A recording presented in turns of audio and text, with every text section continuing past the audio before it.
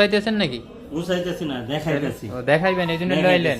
আচ্ছা দেখেন, একটা ডিভাইসের ভিতরে কি চাই আপনি? কি চাই মানে? কি চান? সব চাই। খালি সিম যদি আপনার থাকে তাহলে আপনি কথা বলতে পারবেন। খালি সিম লাগবে। সিম লাগবে, আর কিছু কিনা লাগবে না, খালি একটা ডিভাইস কিনবেন। সব একটা আপনি সিম খুলবেন, আপনার একটা ইজেক্টর আছে, তারপর একটা কভার লাগবে, আকর্ষণীয় একটা কভার আছে, ঠিক আছে।